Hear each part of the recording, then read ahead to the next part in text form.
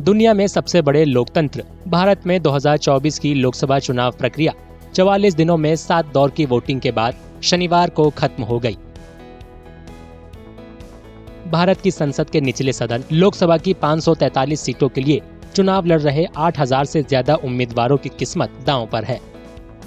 मंगलवार सुबह 8 बजे से वोटों की गिनती शुरू हो जाएगी।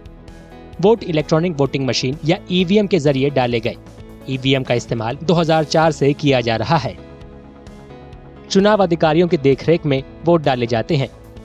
वोटर अपनी पसंद के उम्मीदवार के नाम के आगे वोट वाला बटन दबाकर वोट डालते हैं।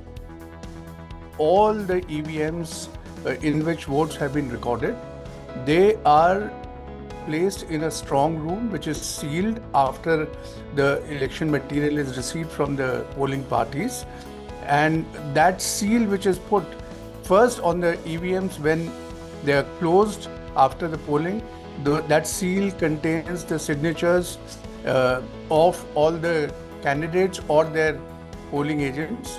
When they are put in the strong room after being sealed also has signatures of the authorized representatives of the parties. So once the counting process starts, the candidates are notified, the political parties are notified. This is as per the ECI instructions. And in their presence, the strong rooms are opened, the machines are brought to the room, counting hall. चुनाव आयोग वोटों की गिनती की निगरानी के लिए हर Lok Sabha seat के लिए रिटर्निंग अधिकारी तैनात करता है। उनकी मदद सरकारी कर्मचारी करते हैं। वोटिंग खत्म होने के बाद ईवीएम को सील कर कड़े पहरे में रख दिया जाता है। वोटों की गिनती वाले दिन सभी राजनीतिक पार्टियों के नुमाइंदों की मौजूदगी में उन्हें खोला जाता है।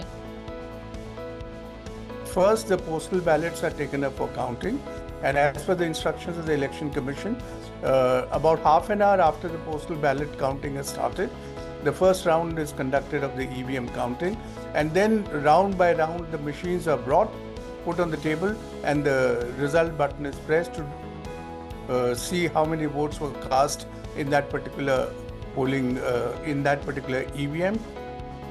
वोटों की गिनती जहां की जाती है वहां 14 मेजें लगाई जाती हैं। हर ईवीएम की कंट्रोल यूनिट के जरिए वोटों की गिनती राउंड में की जाती है और हर राउंड के बाद नतीजों का ऐलान किया जाता है। 2013 में शुरू किया गया voter verification paper audit trail या वीवीपैट सिस्टम, हर वोट के लिए एक पेपर स्लिप निकलती है। वोटर को ये स्लिप दिखाई देती है। वोटों की गिनती शुरू होते ही शुरुआती रुझान और नतीजे आने शुरू हो जाएंगे।